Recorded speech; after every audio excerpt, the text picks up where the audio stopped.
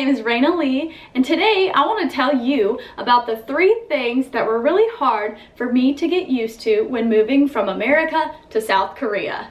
If you are someone who's planning on moving here from the Western world, specifically the US, because that's where I can compare my experiences from, these are things that you might want a heads up about and just kind of mentally prepare yourself for them because they're coming for you.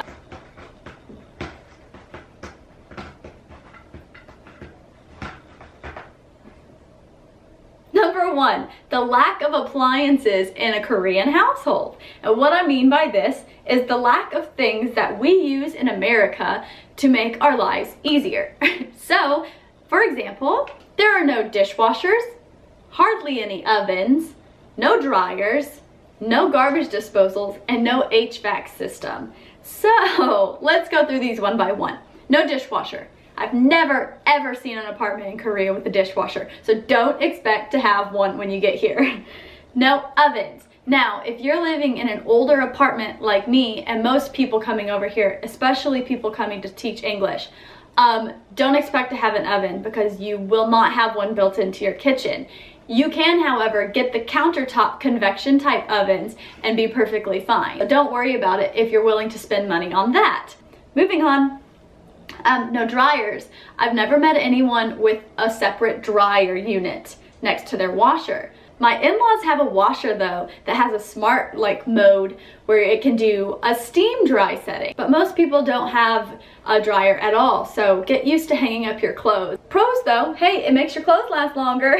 All right, and no garbage disposal. So this is gross at first because usually you can just dump all your leftovers, the things that have gone bad in the fridge and things down the drain and just use the garbage disposal and get rid of them. But here you can't do that. There's a basket in the drain that's about this tall and all of your food leftovers go into that, and then after you finish the dishes you just dump that in the trash can.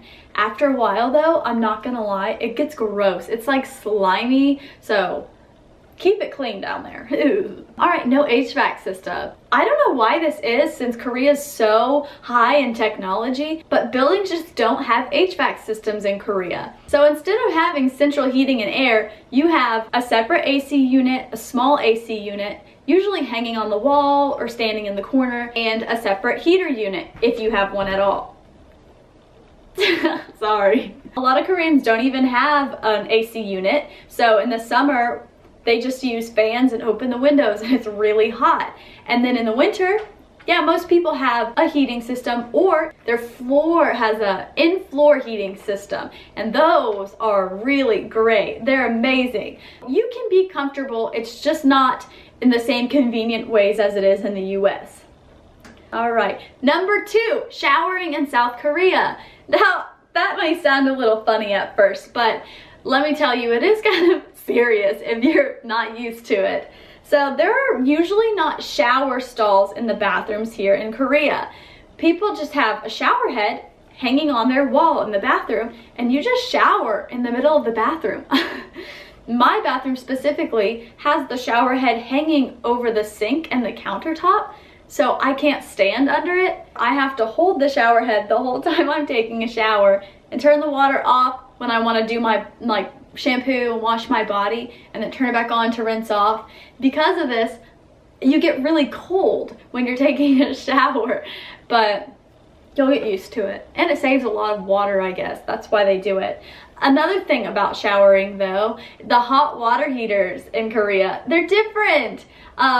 Specifically, I know about 2 different types of hot water heaters that I've experienced in Korea. The first one is like mine, which is seriously about the size of a 5-gallon bucket. And I'm not exaggerating. And how it works for my building is the building uses electricity to heat the hot water once per 24 hours. So in the middle of the night, the hot water heater generates hot water. If you use all of your hot water during the day, you won't have any more until the next day after it's gone through a night. If you have more than one person living in your apartment, like me, my husband and I, if we both take a shower in the same day, the hot water's gone and there's no hot water to do the dishes with. Or if we do the dishes and we forget that we need to shower later on, then we'll have no hot water to shower. So you really have to plan and be strategic with your daily life. Another system for hot water you can have in Korea is where you have a hot water heater you can turn on and off. So if you're gonna take a shower, you turn the hot water on, you go take a shower, you get out, you turn it off to save electricity. I don't know, I've never personally had to deal with that, but I know people who have. So it's something you might have to experience if you're moving here. Okay, number 3.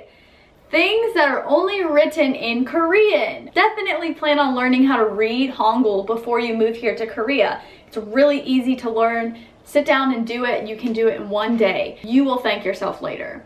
But anyway, there are things that I did not think about, like the fact that my TV remote, the buttons that aren't numbers, they're all in Korean. I had to learn how to use my TV and memorize the buttons. My washer and my microwave, all of the buttons to program everything is in Korean.